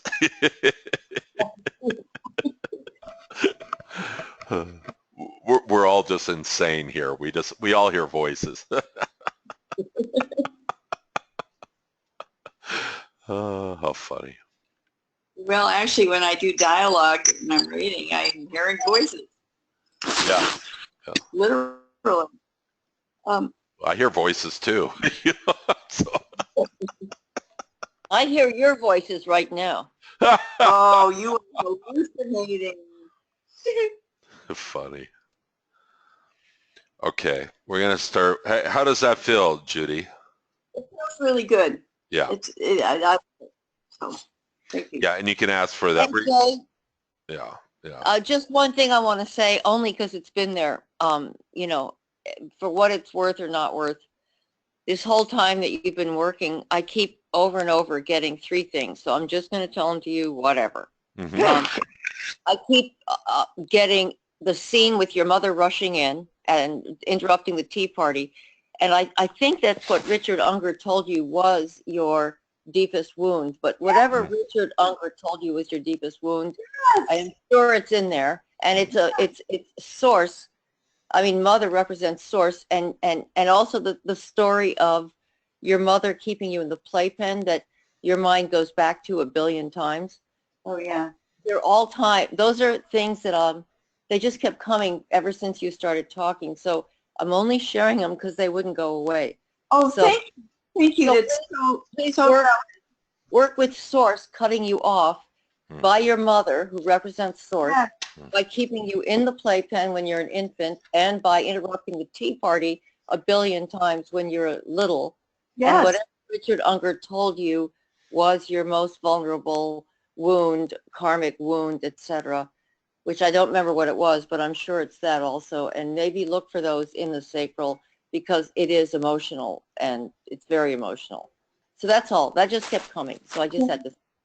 So much. That's completely relevant. And just for anyone else's information, this psychic guy we went to years ago saw the main image he saw for me as being a little girl and having a tea party and having this whole being in this fantasy world, and the dolls are talking, and my mother comes in and just the whole thing. And I totally get that. Yeah. Right. So when you're writing fiction, it's like you're hosting a tea party with the dolls, and then at some point, boom, the whole thing is destroyed. Yeah. Oh, I think you're right, Rupa. You're probably correct on that. Yeah. She's pretty good at this stuff. Yeah, she is. I know. So much for that. That's a great insight. Yeah. Okay. Thank you for letting me share it. That's the pattern there. I think you nailed it, Rupa. Yeah, very good. Yeah. And the great thing about it, you know, as you guys, all of you ladies know from working together for so long, and I guess I didn't realize, Judy, but Rupa just told me you guys have known each other since you were like in 18 or something, right? Yeah, that's amazing. So, but yeah, there's always power in numbers there too. It's just nice to have that. Yeah. But just well nailed. What's kind of interesting that you just had, you know, the 3-point view on it is exactly, I mean, in some ways Judy, you had yourself, me, and then Rupa there, but the whole key is to have this 3-point view of self all the time, really, or more and more, where you can see the chakra, you can see the issue, you can see the thought, you can see the emotion, you can see the layer in the field it is. You can see all these things simultaneously. And it's amazing what happens when our ability to perceive becomes very dynamic like that. And it gives us ability to move through things and process things in a much deeper, more comprehensive way. It's quite something. Anyhow, I just noticed that we're modeling the very thing that that we're talking about, that Spirit's sharing here. Kenton, I wanted to tell you, and I guess I will, now that I know there are only 3 of us on. I thought there were others, so I didn't want to speak until the others, all of them. But anyway, that same thing you just talked about, Kenton, has been going on for me since whatever, for quite a long time, ever since you brought it up.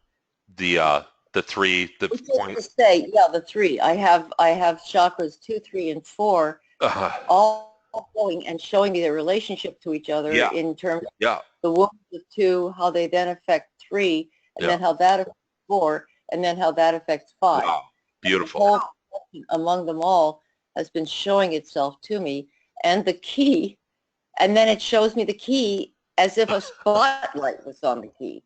It's like, holy shit, wow, that's clear. Yeah. So thank you very much. Yeah. And I mean, I would tell you details, except I don't want to take the time in the group right now. But I mean, you know, I just think that I shouldn't keep taking all this time. But no, it's don't worry about it. No, you Take can. the That's time. all Yeah, fun. fine.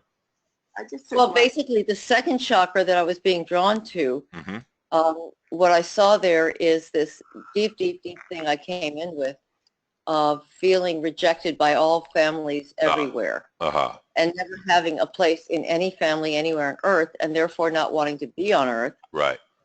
By the way, I was at least a month late in being born, and a psychic told me it's because you didn't want to come to Earth. Because you. Anyway, Right. so anyway, seeing that, finding that in the second chakra, then it was because of that, because of feeling there is no family on Earth that accepts me. Then there's the total lack in the third chakra of feeling worthy, feeling blah blah blah, all that. Then those two go up to the third chakra with fear and judgment around others in certain ways, lots of ways. Then we get the narrowing of the highway, and then as a result of that, a lot of the fifth chakra stuff can't flow through the whole system. Anyway, then seeing all of that, what was really made clear was the key.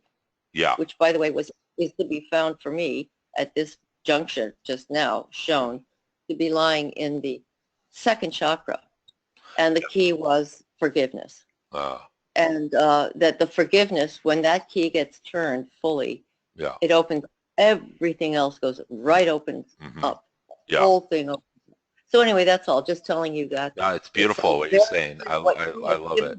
Yeah. What you've given us is very, very useful. Well, it was quite a few years ago, Spirit kept bugging me about saying, Ken, keep looking at the chakras. There's more than you know, and that's what this is emerging now. And I figure if I could get it, anybody can. But it's a whole new dynamic in how to be with the chakra system and how it all moves, and whole new dynamic. I really see the best place to work. It's like like you're a great chiropractor and you know exactly what to do. Yeah. Right. Yeah.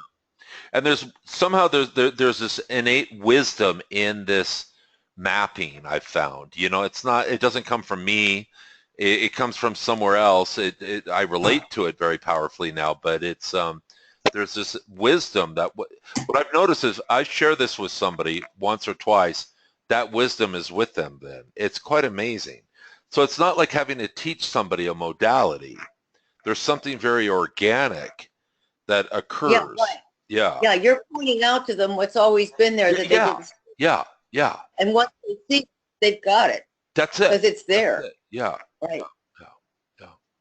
By the way, are you calling sacral? Is that your name? Oh, it is. It's your name. What? Sacral? Here it says 6. Oh, right. Second. Okay, right. The numbers are wrong. I don't know how that happened. I have to redo that. So it's But thank you for remembering the forgiveness piece, because that when you said forgiveness, it just went whoop. Right. Yeah. That's definitely the key here, and I can see how it would pertain for you. Yours is very similar to mine. It's very akin. Probably, yeah. But we'll probably all have a lot of similarities, I think, in all this. So yeah. All of us were dropped into the wrong family. Okay. Right. Or the right ones that pushed us on this path, right? We know. This is really a great, a great couple of an hour or whatever, 2 hours. 2 hours, yeah. We're going to wrap up here in a minute. So are you going to hopefully be able to send us a recording of this? Yeah. I really love to listen to it. Of course, yeah. It's all being recorded. Kenton, if you're going to wrap up soon, let's make another date, even though there are only 3 of us here. At least let's get a couple of tentative possibilities. Oh, yeah. Okay, something about 4 weeks out is my guess. 4 weeks out or so. Well, let's see. It depends on, we're going into holiday time, I know, too. Maybe we could have all of us involved then. Or we could look at a possibility. I don't know. Yeah. Let's see. Today's what? The 13th, of course, yeah. So going to November, daylight savings ends. I'm going to be on. We don't have daylight savings here in Arizona, so it gets crazy when that happens for one day. It's always hard to remember. Oh, right. So I'll be an hour earlier than you, Rupa, then. Okay. Let's see. So November, we can do, I'm thinking either the 10th or the 17th. Gomi, I know you're going to be doing a retreat or something. Either one of those times is good for me. I can't do the 10th that weekend. Okay. I can't. All right. Should we say tentatively the 17th? Somebody want to check with everybody else, or? That's okay with Yeah. me. Yes, I'll check. Shoot. I got this And are weird. we still talking 6:30 in the morning in California? Oh, we could do that. Yeah. California time. Yeah, I'll be it's 7:30 for me then, I Just guess. asking. You know, like in other words, is there some reason we're always doing it at before dawn? Is there some reason for that? Just asking. We don't have to. There was a reason this last time. I can't remember why, but I think it was It would be Vidya for okay some if reason. it But started later than you know, pre-dawn here. But I I'm can okay either way. So I mean, I like early. It doesn't have to be that early. It could be a little later, but let's see. Today's let's see. Today's the 13th. I have my new calendar I'm writing in here, so. Well, maybe we could compromise up to 1 hour later if others feel they can handle that. And if they can't, I'll just So we're stick saying with it. Friday the 17th. What time? 7. Okay, we're gonna be on. So you want 7:30 California time? If that, Jasia, can you do that? Yeah, that's better than 6:30. Okay, good. So we'll Well, we do. can look at that. It's all tentative It'll anyway. be 8:30 a.m. my time. And Gomi, that works for you? Totally. Okay. Okay, so 7:30 California, 8:30. Yeah, we're going to check it out with the others. So that's 10:30 my time, isn't it? Yes. Yeah, great. Okay. Okay, good. All right, that's our tentative next webinar. So when you send the email out, if people can't do it on the 17th, how does the 24th look to everyone? Looks great to me, but of course that's... I don't think I can do the 24th. Let's see, when is Thanksgiving? I'm going to be probably gone. I'm going to be, or just back. I'm not sure. Maybe I'll be back. Actually, I think I'll be back. We're going. Or what about the 21st, 20th, 21st? No, that wouldn't work for me for sure. I'll be gone then. I know. I'll be in Mexico. Stick with the 24th as our fallback, because by then people have done all of their work to prepare for Thanksgiving. 24th would probably work for me. Yeah. So okay, does somebody want to take the response? Somebody besides me take the responsibility of checking with everybody? I will, unless you're up for it. We'll do it between us, okay? Okay, that'd be great. You guys, the two of you do that. That'd be great. Okay.